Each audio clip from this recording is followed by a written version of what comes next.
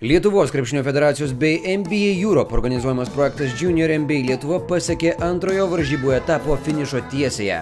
Šios savaitės pradžioje Klaipėdos Vlado Knašiaus krepšinio mokyklos sporto salėje įvyko lemiamos kovos dėl patekimo į pusfinalio etapą Vakarų konferencijos varžybose. Šį kartą namų sienos padėjo Oklahomos Thunder garbę gynusiems Vlado Knašiaus krepšinio mokyklos auklėtiniams, kurie tapo vienais iš pusfinalio dalyvių. Į šį etapą pateko ir kita pajūrio ekipa Minnesotos Timberwolves marškinėliais rungtyniavusi Palangos sporto centro komanda.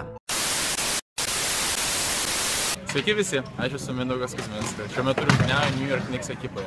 Norėčiau pasveikinti visus Junior NBA Lietuva krepšininkus.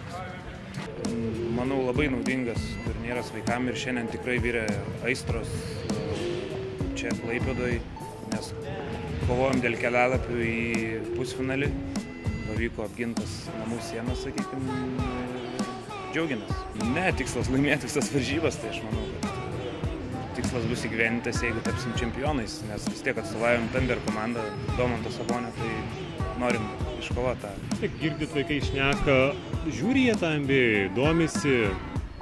Žiūri ir domisi, ir kaip dabar sekas Vestbrukas, irgi visi patenkinti, kad jau čia tą rekordą padarė, visi nori būti tokie, kaip jisai, čia ir tų kamuolių kovojimo, dėl tų perdavimų.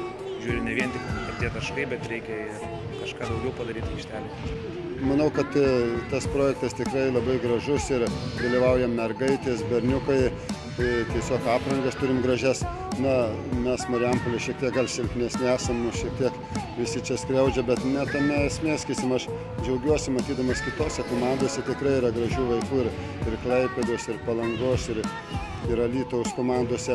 Tikrai yra gabių vaikų, 4 klasėje jie demonstruoja gražų krepšinį. Kažkokią nuotaiką kitokią berniukai su mergaitėm ir važiuodami į varžybas kažkaip jau bendrauja, kitaip ir viską. Čia pirmi metai berniukam, taip manau, kad tas netrukdo, o tokios žaismingumo įneša tam turnyrui. Manau, kad labai gerai, kad mergaitė žaidžia. Ir berniukai ir mergaitės išmoksta jų įgūdžių, pasisėmė. Varžovai žinomi jau tikriausiai. Mergaitės biški, bet berniukai nelabai.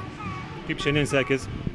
Buvom pirmą varžybų dalį buvom įsiblaškę, o antrą kėlinį biški susėmė.